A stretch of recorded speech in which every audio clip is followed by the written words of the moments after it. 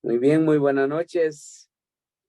Muy buenas noches, amigos, hermanos, jóvenes, familias, todos los que en esta noche pues están entrando, están esperando también este momento yo diría, momento de reflexión, momento de fortalecimiento en la palabra, momento de edificación personal, así le llamaría, y momento tan agradable que ha sido de mucha bendición para cada uno, pues, tanto de los que están cerca como los que están lejos. Bendiciones a todos y antes de dar inicio, pues, al programa de esta noche, vamos a poner en las manos del Señor todo lo que hagamos para que las respuestas, pues, puedan llenar las necesidades de cada persona o cada hermano que ha hecho la pregunta en esta noche.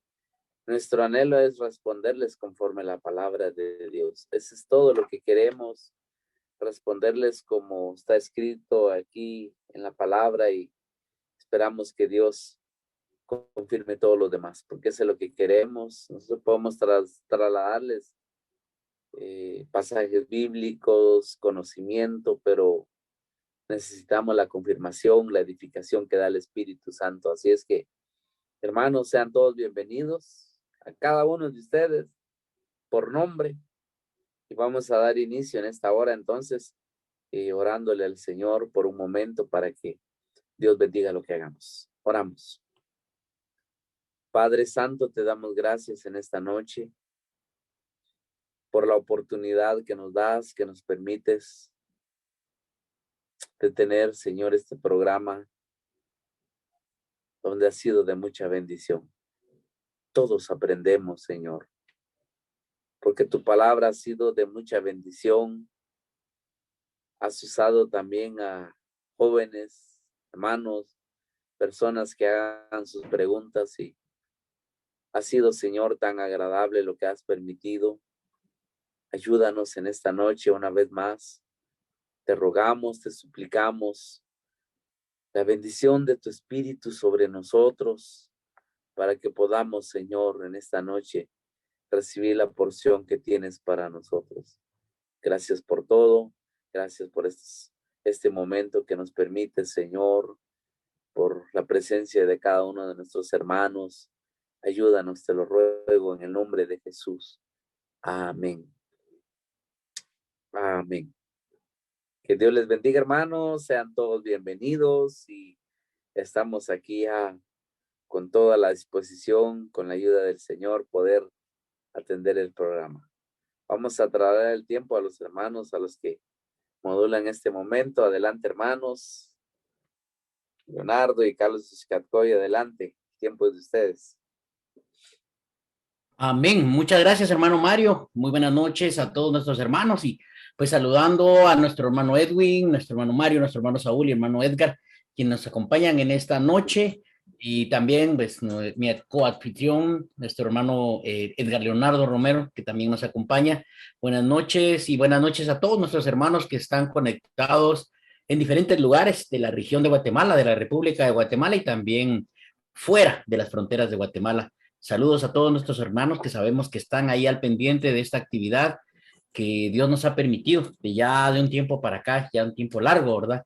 Pero contentos y agradecidos porque Dios nos ha dado la oportunidad de ir aprendiendo cada lunes. Así que estamos felices también porque el Señor nos ha permitido nuevamente la reapertura de la actividad, la general, total de nuestras actividades dentro de la iglesia, ¿verdad? Amén. Vamos entonces a hacer la primera pregunta que va dirigida a nuestro hermano Edgar. Dice así entonces la primera pregunta. Quisiera hacer una pregunta. En la Biblia, cuando Jesús se encontró con Nicodemo, le dijo que debía nacer de nuevo. ¿Me podrían aclarar qué significa nacer de nuevo? Por favor. Gracias. Esta sería la pregunta, hermano Edgar. Le dejo el tiempo. Amén. Muchas gracias. Y yo creo que tal como Dios contesta, ya la alabanza ya nos dijo mucho. no es mi fuerza ni mi capacidad. Nosotros llegamos a entender a Dios cuando, queriendo cambiarlo todo y ser grandes en este mundo, nos afanamos y nos dedicamos al mundo y a la carne. Pero Dios, en su grande misericordia, nos va quitando uno a uno todas esas cuñas mundanas, carnales, hasta que, voy a hablar lo que a mí me pasó, hasta que yo me sentía desgraciado, perdido, temeroso, y eso me hizo arrodillarme y pedirle a Dios perdón y solicitarle que me ayudara. La respuesta fue inmediata. Cuando yo dije amén, respiré y le dije a mi mujercita, que la tenía al lado, voy a dormir, porque tenía una semana de no comer y no dormir. Y esto fue el principio del nuevo nacimiento. Voy a leer en base a lo que dice Nicodemo. Está en el capítulo 3 y dice, verso 2. Este vino a Jesús de noche y le dijo, Rabí, sabemos que has venido de Dios como maestro, porque nadie puede hacer estas señales que tú haces si no está Dios con él. Qué interesante eso vale la pena. Respondió Jesús y le dijo, de cierto te digo, que el que no naciere de nuevo no puede ver el reino de Dios. ¿Qué quiere decir eso? Que hay que morir y hay que nacer de nuevo. ¡Qué maravilloso! ¿Por qué? Sigue Nicodemo, le dijo, ¿cómo puede un hombre nacer siendo viejo y puede acaso entrar por segunda vez en el vientre de su madre y nacer?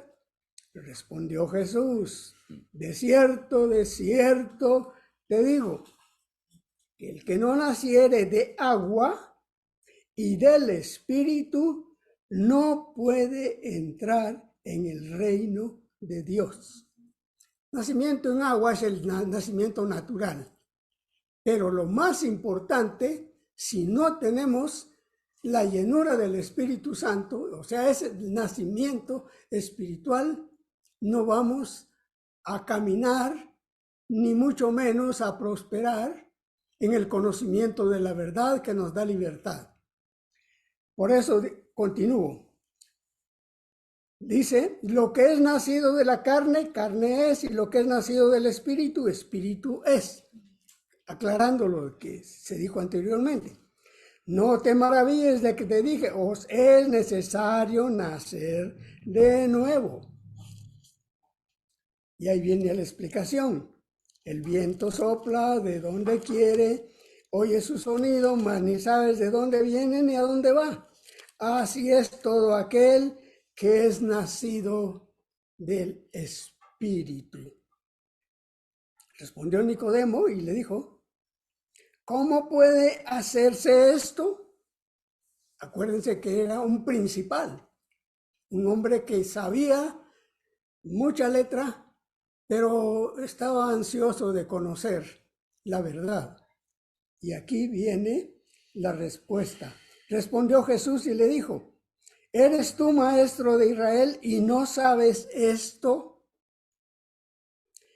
De cierto te digo que lo que sabemos hablamos y lo que hemos visto testificamos y no recibís nuestro testimonio.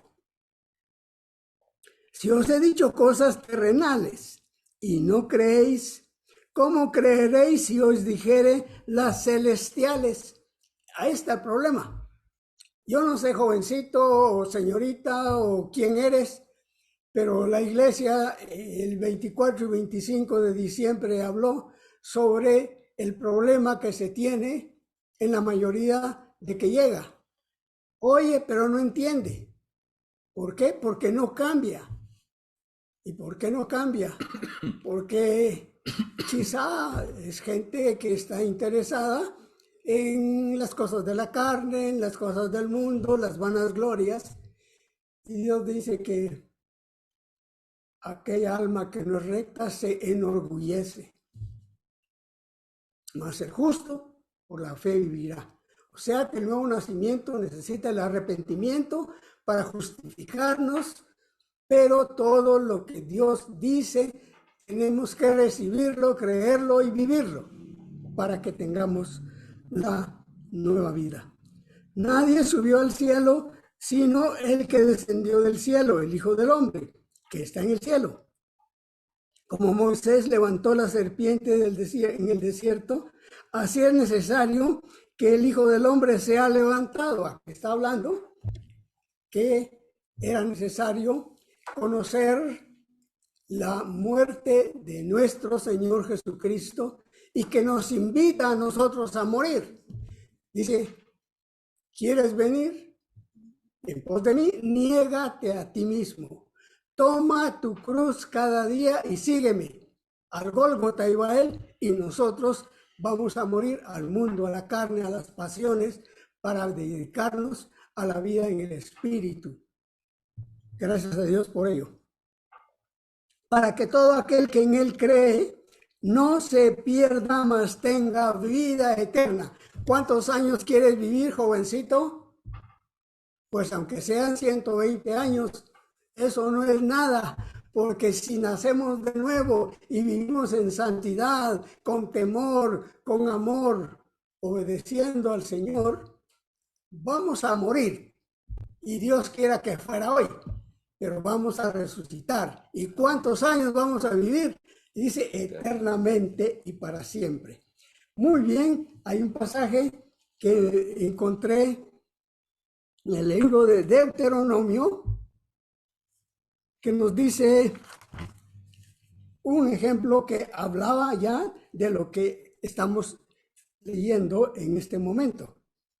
En el Deuteronomio capítulo 30, voy a leer. Sucederá que cuando hubieren venido sobre ti todas estas cosas, la bendición y la maldición que he puesto delante de ti, y te arrepintieres en medio de todas las naciones a donde te hubieres arrojado Jehová tu Dios, y te convirtieres a Jehová tu Dios, y obedecieres a su voz conforme a todo lo que te mandó hoy, tú y tus hijos, con todo tu corazón y con toda tu alma. Lo dijo San Juan capítulo 3 también.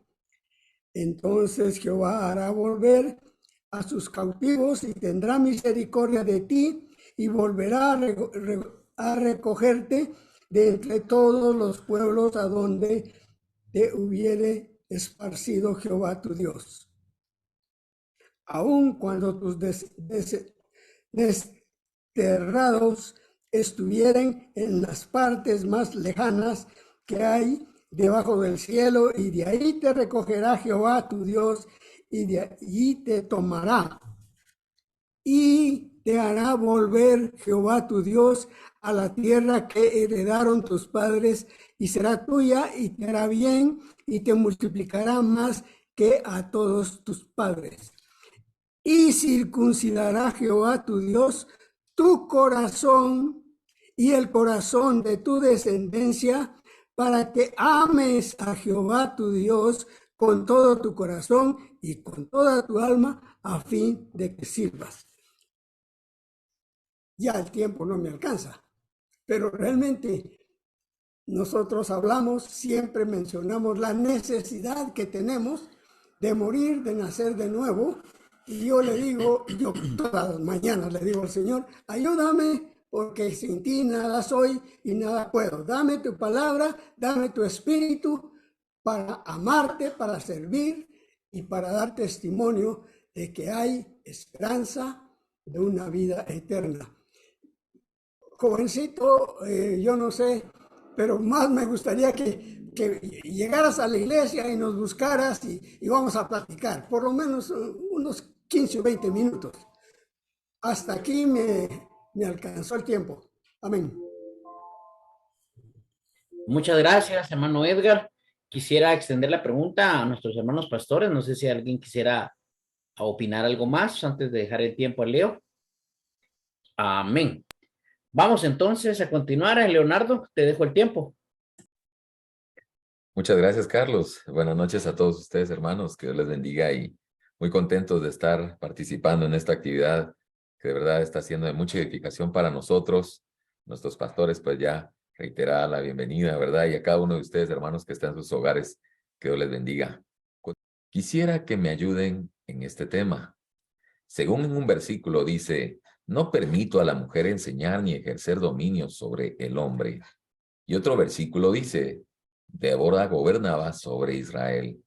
Parece una contradicción, pero sé que tiene su explicación. Gracias. Te dejo, hermano Saúl, con la inquietud. Amén. Edgar, muy buenas noches, hermanos, jóvenes y no jóvenes. Que Dios les bendiga. Y pues yo quiero entrar de lleno a la explicación de esta inquietud de este joven. Definitivamente, en la Biblia no hay una autorización para que la mujer ejerza autoridad, ni tampoco que ella enseñe en circunstancias particulares. Creo que vale la pena que entendamos eso. Pero todo parte del libro de los jueces, allá en el capítulo 4, donde tenemos la historia de una de las jueces que hubo en Israel. Acuérdense que hubo una época en que Israel no tenía rey, así que eran dirigidos, administrados y juzgados por lo que se le llamaron jueces. Y hay muchos jueces, todos varones, excepto una, que fue Débora. Débora es una excepción, y la cual, como el tiempo es tan corto, yo quiero llamarle a esa excepción. Ese era el estado, vamos a llamarle así, de la apostasía israelita. Israel fue un pueblo que apostató. Y una de las evidencias de la degeneración espiritual que había en Israel en esa época fue el haber puesto un juez mujer. Débora no debió haber jugado nunca el papel de juez, nunca de haberse, porque un juez era alguien que ministraba, gobernaba, dirigía, instruía. O sea, tienes razón cuando tu planteamiento dices aquí, bueno, ¿cómo es posible que Débora sí ejerció una autoridad y una enseñanza directa a toda una nación, como fue Israel? ¿Y cómo es posible que ahora en el Nuevo Testamento el apóstol Pablo es tan enfático al decir, no permito que la mujer ni enseñe ni ejerza autoridad sobre el varón? Así que, para mí, digo, viéndolo desde el punto de vista espiritual, la presencia de Débora dentro de los jueces habla de la degeneración que había en Israel. Si tú lees el libro de los jueces, te vas a dar cuenta que es repetitiva esta expresión del Señor en ella. E Israel hacía lo que quería. Y los caminos de Israel no eran conforme a la voluntad de Dios. E Israel hacía lo malo delante de Dios. Fue una época terrible. La época de los jueces es quizás una de las épocas más complicadas del pueblo de Israel. Hubo mucha idolatría, hubo mucho paganismo, mucho desorden. Ahí se dieron cosas terribles, horribles. Imagínense que un hombre pues fue violada a su esposa y la descuartizó y mandó a todas las tribus solo para que te formes la idea del desorden espiritual, moral, ético que había en Israel. En esa época Dios admite una Débora. Israel es gobernado por una mujer. Y esta mujer, cuando Dios le dice a Débora, llama a Barak y dile que vaya a ir a pelear contra Sísara. Y viene aquel hombre Barak. Dios le quiso dar a Barak la oportunidad que dirigiera esa batalla y que la victoria fuera de un hombre.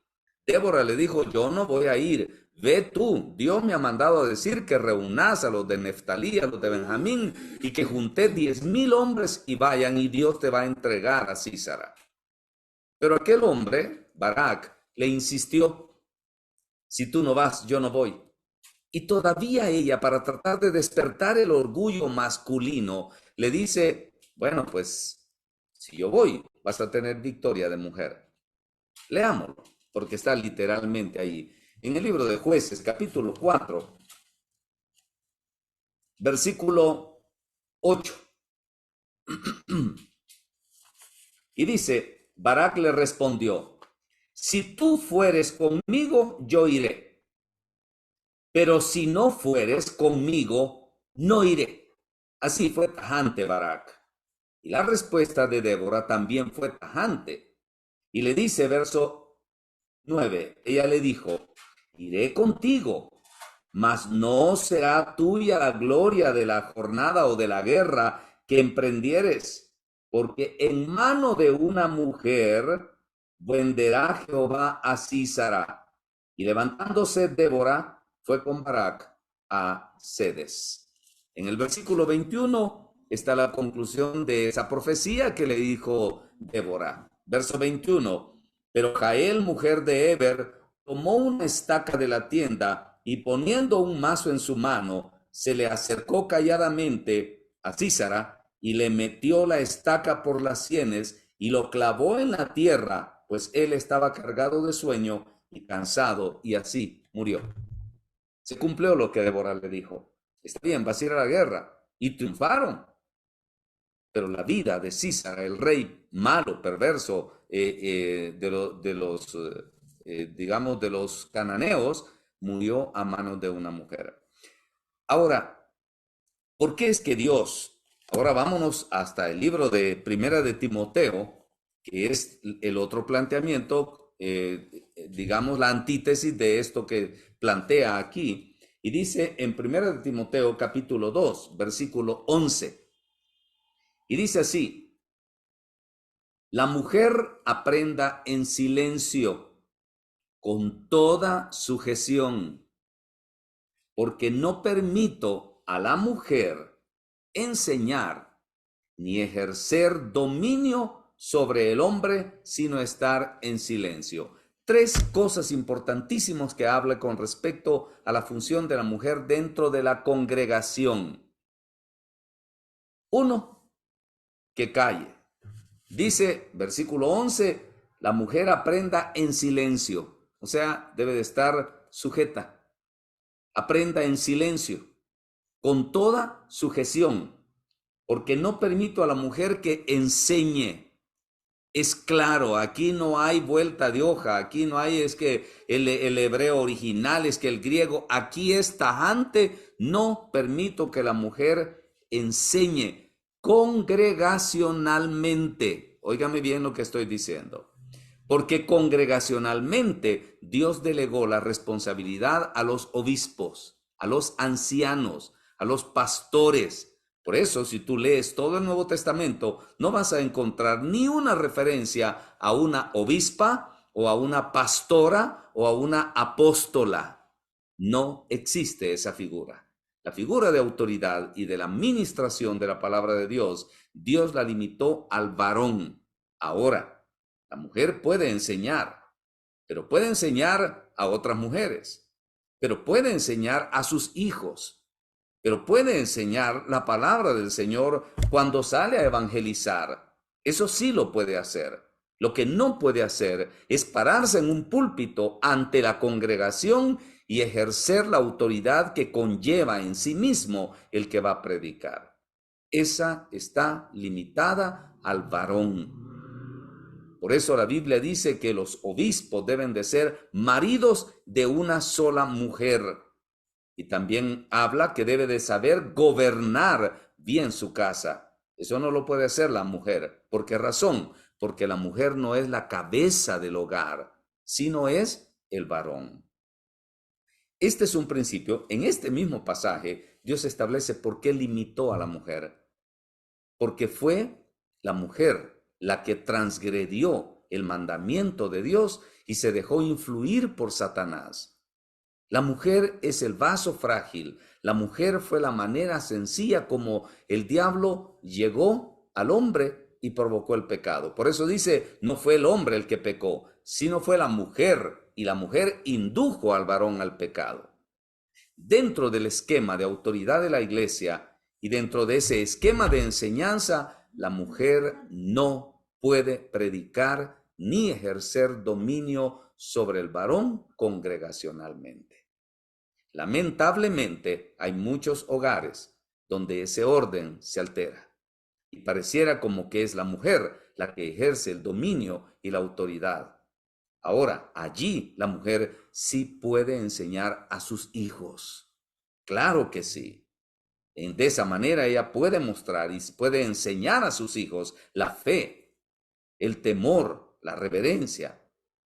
Por eso es tan enfático el apóstol Pablo al dejar por sentado, no permito, y a mí me llama la atención la expresión que Pablo utiliza, porque no permito que la mujer enseñe ni ejerza autoridad.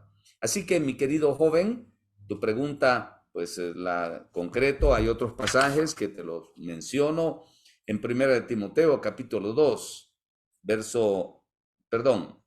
Primera de Corintios, capítulo 14, versículo 34 y 35, da otra indicación el apóstol Pablo con respecto a la conducta de la mujer dentro de la congregación. Y Efesios, capítulo 5, 22 al 23, confirma también este mismo principio.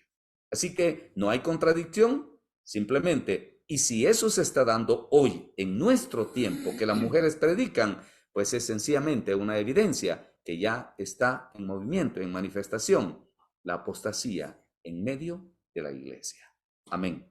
Abro el espacio, si alguno de mis consiervos quieren agregar algo, este es el momento. Amén.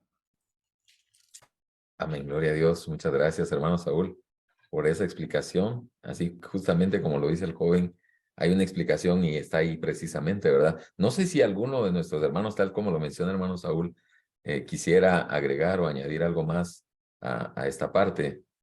Pues creo que está bastante clara y explícita. Amén. Gloria a Dios. Pues continuamos entonces. Gloria a Dios. Carlos, te dejo de inmediato con el tiempo. Mi pregunta es, ¿tienen alma los bebés no nacidos? Y si la tienen, ¿qué pasa con el alma al no nacer? Tomando en cuenta este pasaje, porque no morí yo en la matriz o expiré al salir del vientre, ¿por qué me recibieron las rodillas y a que los pechos que mamase? Pues ahora estaría yo muerto y reposaría, dormiría, y entonces tendría descanso. Esta sería la pregunta, hermano Edwin. Buenas noches, le dejo el tiempo. Gracias, Carlos. Pues creo que es una pregunta un poquito compleja, un poquito comprometedora, porque quizás las escrituras no hablan a profundidad de estos temas como el aborto, como en qué momento un feto se convierte en un ser humano. Los hombres a través del tiempo han tratado de establecer algunos límites para la vida. Hace algún tiempo, internacionalmente, se aceptaba de que un aborto era abajo de las 28 semanas de embarazo y no se consideraba como un ser humano todavía. A través de la evolución de los tiempos y descubrir muchas cosas, pues han ido bajando esas edades al extremo, pues que se considera de que en edades arriba de las 8 semanas ya se considera un ser humano.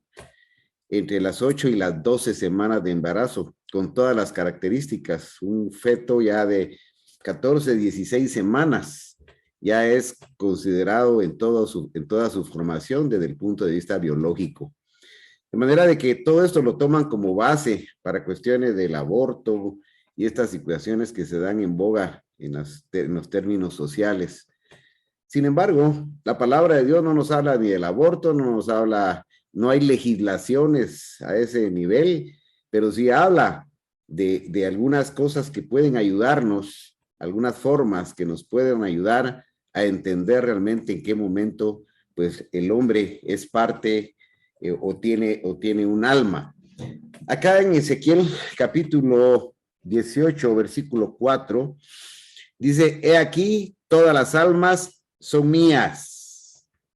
Como el alma del Padre, así el alma del Hijo es mía. El alma que pecare, esa morirá. Y eso es interesante porque esto relaciona precisamente la pregunta del muchacho. ¿Hay alma realmente en los niños? Esa es la primera pregunta. ¿Tienen alma los niños no nacidos? La verdad es que según las escrituras, y podemos ver las palabras, por ejemplo, de Ezequiel en el capítulo 1, podemos analizar cómo acá nos da a entender que Dios desde antes que naciéramos ya había concebido algo. Quiere decir esto que desde que es concebido el embarazo, quizás no sé en qué momento de las semanas, porque eso no lo dice la Biblia, pero ya hay una formación desde el inicio de lo que es la concepción del mismo embarazo. Acá hay un parámetro importante que dice, el alma que pecare, esa morirá. Y esto es bien importante porque queda la incógnita. Bueno, entonces si hay un alma ahí, ¿qué pasa con esa alma? ¿Se va al infierno o se va al cielo? Si vemos este planteamiento, esto sí puede ser doctrinal, quiere decir que si no peca, pues entonces pues no muere. Aquí la antítesis sería esa. El alma que pecara, dice aquí, esa morirá, porque las almas son del Señor. Obviamente, un alma que está encerrada en un feto de 8, 10, 12, 14, 28 semanas, no tiene oportunidad para pecar. Y si, pues, por generación o por herencia, pues el hombre ha tenido una influencia del pecado en su vida, pero este ser humano no tiene conciencia. Por lo tanto, en esa conciencia no ha habido pecado. Y si no hay pecado, pues no hay muerte. Y esto es bien importante, ver entonces a qué inicios, y vamos a buscar ahí en el libro, que es muy corto el tiempo realmente para poder analizar esto tan importante. Jeremías 1:5 dice de la siguiente manera, antes que te formase en el vientre, ahí Dios le está hablando precisamente a Jeremías, antes que te formaste en el vientre, que dice, te conocí. Esto es maravilloso. Esto habla de la intervención de Dios desde antes de nacer, ya no digamos cuando ya está formado un feto o una unidad celular. Dice, desde el vientre te conocí y antes que nacieses, ¿qué dice? Te santifiqué. Miren qué profundidad es esta. Es una profundidad maravillosa porque nos hace entender que Dios ya tiene planificado, ya tiene un alma para nosotros, ya ese cuerpo, ese ser humano ya tiene un alma, algo que tiene significado para Dios. Y dice, es más, y antes de que nacieses, te santifiqué y te di por profeta a las naciones. Qué cosa más maravillosa. No podemos hablar de los demás seres humanos, de los demás seres vivientes, de la misma manera que el hombre. El hombre tiene una característica fundamental y está dada precisamente en Génesis 1:27, en donde dice que Dios creó al hombre conforme su imagen, conforme su semejanza. Eso quiere decir que la naturaleza del hombre es totalmente diferente a la naturaleza de los animales, a la naturaleza de los vegetales, etcétera. Dios al hombre le dio como característica un alma y Dios asigna un alma para cada ser que ha sido concebido. Si vemos aquí en otro pasaje, en el Salmo 139, vemos también cómo David se expresa en la misma manera, Salmo 139, en la misma manera se expresa acerca de esa forma de Dios de poder escogernos desde antes. Oigan, qué pasaje más maravilloso. Porque tú formaste mis entrañas, dice. O sea, hay una intervención divina en la formación aún de mis entrañas, son las vísceras, es el hígado, es los intestinos, es los riñones, en mis entrañas. Y tú le dices, y tú me hiciste en el vientre de mi madre. Hermanos, esto es maravilloso, hay una evolución biológica, sin embargo los hombres lo pueden conseguir biológicamente, filosóficamente. A mí no me interesa ni la filosofía ni la biología en este caso, a mí me interesa un Dios creador que hace con un propósito y forma con un propósito a un ser humano. Porque tú formaste mis entrañas, tú me hiciste en el vientre de mi madre, te alabaré porque formidables, maravillosas son tus obras. Estoy maravillado y mi alma lo sabe muy bien. No fue encubierto de mí, de ti mi cuerpo, dice. No quiere decir que Dios ya tenía el control total ahí desde el vientre de su madre. Bien en oculto fui formado y entretejido en lo más profundo de la tierra. Mi embrión vieron tus ojos. Y hay una comunicación. Esto es tremendo, hermano. El embrión está considerado desde las 4 o 6 semanas en adelante, si lo podemos considerar biológicamente. Y dice que el embrión ya estaba conectado con Dios. Oigan, esto es maravilloso, hermanos. Dice, mi embrión vieron tus ojos. O sea, hay una interrelación perfecta, una doble relación. El embrión mira a su Señor y el Señor mira al embrión. Dice, y en tu libro estaban escritas todas aquellas cosas en el pensamiento de Dios. Miren, hermanos, esto es para emocionarse realmente, ver la obra maravillosa de Dios. Con que dice, fueron luego formados sin faltar una de ellas. Cuán preciosas me son, oh Dios, son tus pensamientos. Cuán grande es la suma de ellos. Si los enumero, se multiplican más que la arena. Despierto y aún están contigo, hermano. Y aquí pregunta este joven o este hermano, ¿y qué pasa entonces con esa alma? Si muere el feto, muere en estado de embrión, de feto, etcétera, nace muerto, o muerte in útero, o mortinato, como querramos llamarlo. ¿Qué pasa con esa alma? Dice. Esa alma no ha sido contaminada por el pecado consciente, de manera de que aquí hay un trato muy especial de parte de Dios, que no lo menciona claramente la Escritura, pero si nos vamos a ese libro de Job, el pasaje que está mencionando, aunque no sea eminentemente doctrinal, sí dice mucho de lo que significa esto. Recordemos que no hay almas grandes ni almas pequeñas. O sea, no existen almas bebés, pues. No existen almas adultas. Simplemente la administración del Espíritu de Dios en un alma la hace sabia, la hace inteligente. Entonces no es el tamaño, no podemos hablar de almas bebés, porque eso no es posible. Esto es un ente espiritual que sale de toda lógica humana y todo concepto biológico. Pero este pasaje que menciona este joven es bien importante, porque aunque no sea todo un fundamento doctrinal, habla unas cosas muy hermosas que creo que son importantes.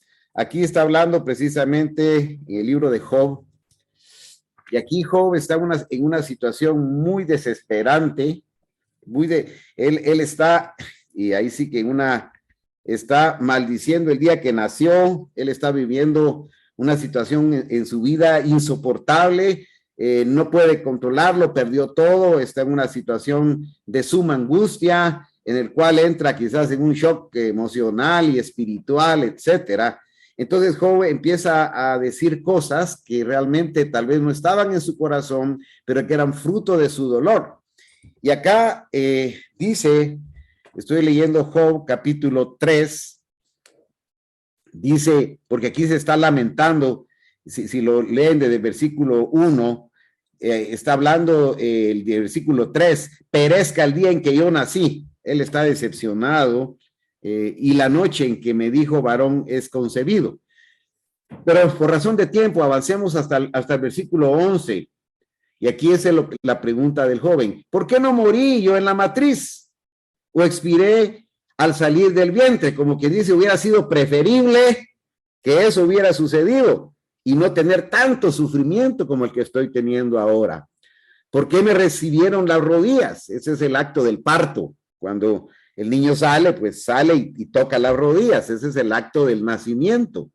Dice, ¿y a qué los pechos que mamase? Está hablando ya de un proceso de crecimiento, de alimentación. Si eso no hubiera sucedido, quiere decir esto está tácitamente lo está diciendo, pues ahora estaría yo muerto. Como que dice, qué bueno hubiera sido que mejor me hubiera muerto antes. Así no hubiera pasado tanto sufrimiento, pero nací. Y ahora dice, yo reposaría. Creo que esto es quizás la inquietud que podría tomarse en un momento dado, como qué pasa con el alma de esos niños que no nacieron. Dice, dormiría y entonces tendría descanso. Entonces aquí se puede asumir como que hay una doctrina de trasfondo, como quien dice que si yo hubiera muerto, yo descansaría, no tendría problemas y la vida sería diferente, qué sé yo. No lo puedo tomar como una doctrina, pero sí dice, como que se da a entrever que hay algo especial ahí. No cabe duda que cada palabra de Job tiene un sentido en el momento espiritual en que se está viviendo. Por eso dice, pues ahora estaría yo muerto y reposaría, dormiría y entonces tendría descanso con los reyes y con los consejeros de la tierra. ¿Qué quiere decir esto? Estaría con los buenos, estaría reinando junto con todos aquellos que tuvieron victoria. O sea, es muy interesante y sí tiene cierto sentido, pero no me atrevería a decirlo como una doctrina plena en toda su capacidad. A veces pues quisiéramos oír más cuestiones más legales, como en el caso anterior que mencionaba hermano Saúl respecto a Pablo, que él dice, no permito esto, el otro.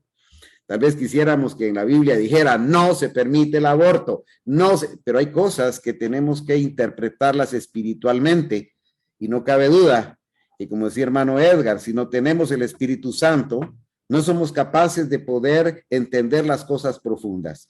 Pero el que tiene el Espíritu Santo logra entender cosas que quizás no están escritas en la letra, pero que sí están definidas dentro de la conciencia de cada uno de nosotros, porque la palabra es profunda y no podemos quizás tener todos los nombres. En la palabra de Dios no dice no fumen, no hagan, no fumen, no ingieran drogas. No, son cosas que van amarradas a otros problemas y a otras cosas importantes.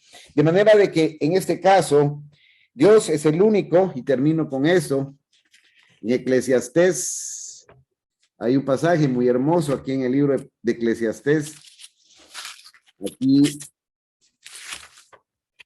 Eclesiastés capítulo 8 y versículo 8, dice de la siguiente manera, no hay hombre que tenga potestad sobre el espíritu para retener el espíritu. Esto es interesante. Eso habla de la potestad de Dios sobre todas las cosas y sobre la vida y la muerte. Ni potestad sobre el día de la muerte. Y no valen armas en tales almas en la guerra, ni la impiedad librará al que lo posee. Qué cosa más maravillosa, hermanos. Creo que las almas son mías, hablé de ese pasaje al principio, las almas son del Señor. Así que Él dispondrá y va a disponer de cada alma. Que Dios nos ayude a poder entender la profundidad de la palabra. Y dejo el tiempo a mis consiervos para que tal vez me puedan ayudar en este tema tan profundo, tan complejo y de tanta controversia. Gracias y dejo el tiempo a mis consiervos. Amén. Gloria a Dios. Continuamos entonces. Hermano Mario, buenas noches. La pregunta y la inquietud de este joven dice de la siguiente forma. Quería saber, ¿cuál fue la primera iglesia que fue fundada por Dios? ¿Me pudieran explicar, por favor? Gracias. Te dejo, hermano Mario, con el uso de la palabra. Bueno, tengo aquí 3 cosas. Espero poder resumirle lo más que pueda. En primer lugar, pues, iglesia significa una compañía llamada afuera.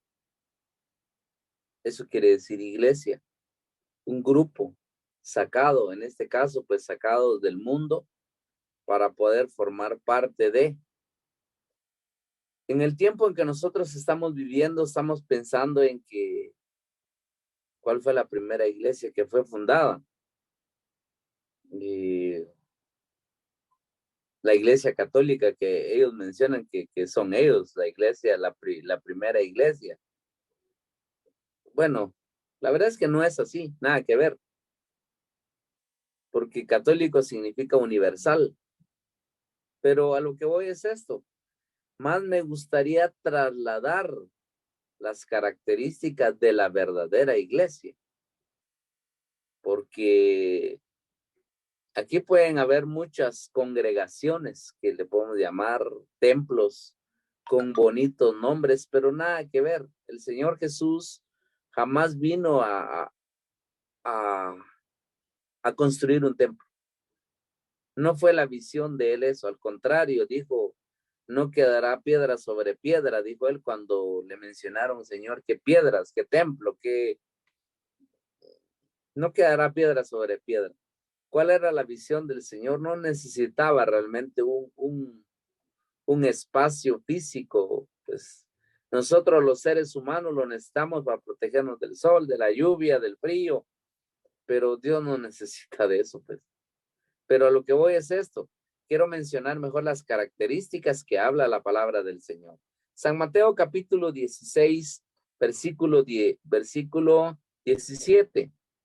Entonces le respondió Jesús, porque Pedro acababa de responder una de las preguntas de una forma espontánea, claro, nítido, sin duda.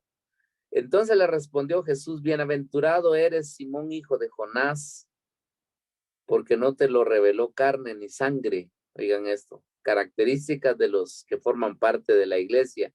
Carne ni sangre, sino mi Padre que está en los cielos.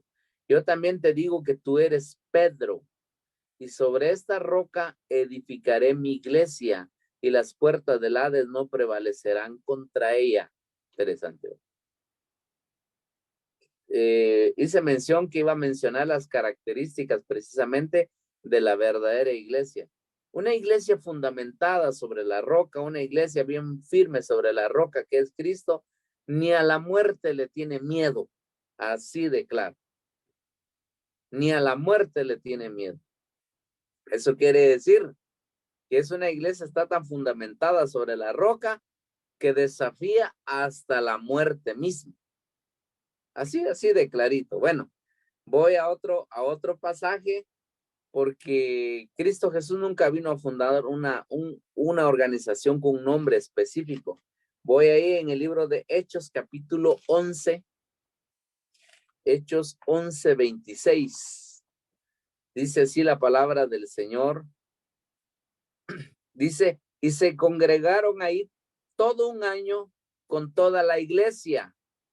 ¿Quiénes son los que se congregaron? Los que tenían las características que voy mencionando. Y se congregaron ahí todo un año con toda la iglesia y enseñaron a mucha gente, y a los discípulos se les llamó cristianos por primera vez en Antioquía. Cristianos se les llamaron después de más de 4 décadas. Prácticamente se les llamaron ya cristianos, los que seguían la doctrina de Cristo, los que amaban su palabra. Entonces, como hablaban tanto de Cristo, de la resurrección, porque uno de los temas fundamentales de la doctrina que ellos predicaban era la resurrección de Jesucristo. Entonces, como hablaban tanto de Cristo, Cristo, Cristo y todo lo que, aquello que era, es una maravilla hasta el día de hoy. Entonces, les llamaron cristianos, porque se congregaban.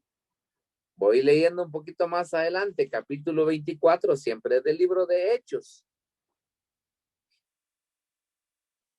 Versículo 13 voy a leer ahora. Dice, aquí el apóstol Pablo está presentando su defensa ante una autoridad muy grande en aquella época, de uno de los gobernadores del Imperio Romano, y dice, versículo 13, dice, ni te pueden probar las cosas de que ahora me acusan. O sea, lo acusaban de un montón de cosas, pero viene él y dice, ni te pueden probar de las cosas que ahora me acusan.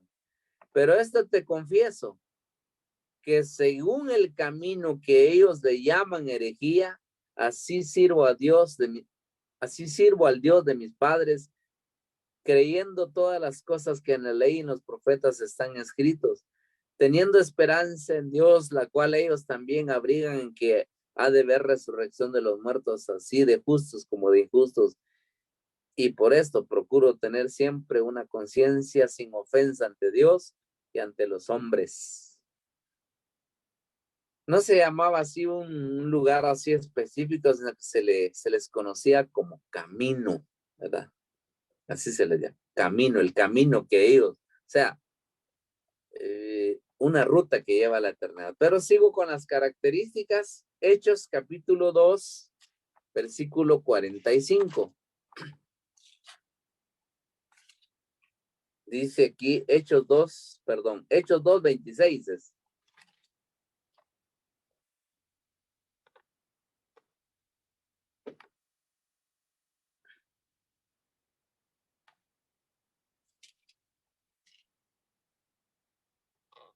Una confusión de número. Hechos 2:43, perdón. Dice, y sobrevino temor a toda persona y muchas maravillas y señales eran hechas por los apóstoles. Dice, y todos los que habían creído, dice, estaban juntos, tenían en común todas las cosas. Oiga lo que dice, vendían sus propiedades, sus bienes y los repartían a todos según la necesidad de cada uno. Y perseveraban unánimes cada día en el templo. Tal vez esto es lo que da confusión. ¿A qué templo se refiere aquí? No un lugar específico, pero sí ellos se reunían en el templo que habían construido. Ese famoso templo que fue destruido cabalmente, que el Señor Jesús, ahora dice que el Señor Jesús mencionó. Y perseveraban unánimes cada día en el templo, partiendo el pan en las casas, comían juntos con alegría y sencillez de corazón, alabando a Dios, teniendo favor para con todo el pueblo, y el Señor añadía a aquella iglesia los que habían de ser salvos. Características de la verdadera iglesia: sencillez de corazón. Así, clarito. Si nos regresamos un poquito antes siempre del capítulo 2, versículo 42, dice, y perseveraban en la doctrina de los apóstoles, en la comunión unos con otros, en el partimiento del pan y en las oraciones. Características de la verdadera iglesia: perseverar en la doctrina, perseverar en la oración. Un pastor decía en una oportunidad, cuando dan tamales en la iglesia se llena. ¿Cierto? Así es. El ser humano busca cómo alimentar su vientre, pero la verdadera iglesia busca cómo saciar su alma. La doctrina, que es la palabra de Dios, y las oraciones. Otro ejemplo, ahora capítulo 4, siempre del libro de Hechos 4:32, dice así. Dice, y la multitud de los que habían creído eran de un corazón, un alma, y ninguno decía ser suyo propio nada de lo que poseían, sino que todos tenían las cosas en común. Y con gran poder los apóstoles daban testimonio de la resurrección del Señor Jesús, y abundante gracia era sobre todos ellos. Así que no había entre ellos ningún necesitados, porque todos los que poseían heredades o casas los vendían y traían el precio de lo vendido y los ponían a los pies de los apóstoles, y se repartía cada uno según la necesidad. ¿Qué quiere decir esto? Nada que ver con los templos que hay hoy en día. Los templos que hay hoy en día hay lugares para ricos, hay lugares para pobres, hay lugares de toda clase. Efesios 5:24. Se me fue el tiempo, pero bueno. Efesios 5:24 dice así la palabra del Señor, característica de la verdadera iglesia. Dice, así como la iglesia está sujeta a Cristo, característica de la primera iglesia que fue fundada, sujeta a Cristo. Versículo 26, para santificarla, habiéndola purificado en el lavamiento del agua por la palabra, a fin de presentársela a sí mismo una iglesia gloriosa, característica de la primera iglesia que fue fundada, que no tuviese mancha ni arruga ni cosa semejante, sino que fuese santa y sin mancha.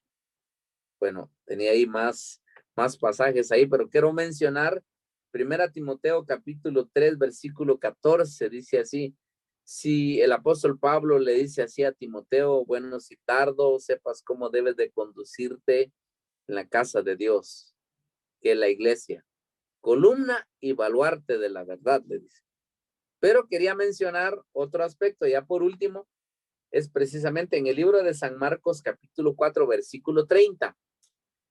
El Señor Jesucristo dijo un día: aquí compararemos o a qué haremos semejante el reino de los cielos. Dijo, lo haremos semejante a la semilla de mostaza, que es la semilla más pequeña, que al ser sembrada crece, se hace grande y se vuelve la más grande de las hortalizas. Y de ahí vienen las aves de los cielos, anidan en sus ramas. ¿Qué quiere decir eso?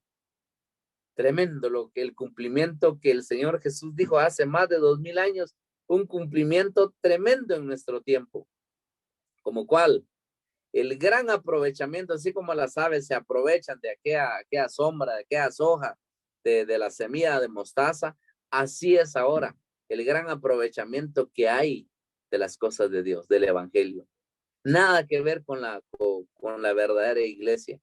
La verdadera iglesia son características que lleva siempre y los tendrá y los mantendrá hasta el final.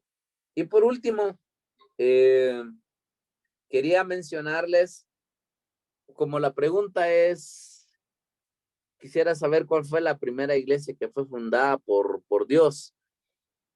Ya mencioné que la iglesia significa una compañía llamada afuera, pero no solo a iglesia se le llama, también se le llama la grey de Dios, se le llama, el apóstol Pedro se le llama la grey. Y también se le llama manada pequeña. El Señor Jesucristo le llamó escogidos. O sea, no es un nombre así como que dice específico. Y para finalizar, como dice ahí en el libro de Apocalipsis, se le llama la esposa del Cordero. Así se le llama. La esposa del Cordero. Que se va a celebrar con unas bodas. Pero la esposa del Cordero se le llama que se viste de lino fino, limpio, blanco y resplandeciente, porque son las acciones justas de los santos. Tremendo. O sea, no hay una iglesia así en particular que el Señor vino a establecer, pero sí vino a llamar personas para que cumplieran con características que está establecido en su bendita palabra. Dios te bendiga. Espero que la respuesta pueda aclarar tu duda, y si no, hay que seguir leyendo más la palabra. Dios te bendiga. Gracias, Leonardo. Amén. Pues damos gracias a Dios por la oportunidad que tenemos de estudiar la palabra para complacer a los oyentes. Pero no se olviden, la palabra hay que estudiarla en la casa, con la familia, porque si no lo hacemos, no vamos a poder cumplir con el mandato de que la gente vea en nosotros vidas nuevas, vidas que buscan la santidad y que esperamos que el Señor venga para estar con Él eternamente y para siempre. Oramos. Gracias, Señor, por la ocasión que se nos da. Te rogamos por aquellos que están escuchando, por aquellos que están entendiendo, y que puedan de veras en unidad buscar la santidad para que los que no conocen la verdad puedan ver que hay esperanza, que la palabra del Espíritu nos está formando y nos está guiando para que seamos la sal en la tierra y la luz en las tinieblas. Gracias, Señor. En el nombre de Cristo estamos orando. Amén y amén. Amén. Que el Señor les bendiga, hermanos. Amén.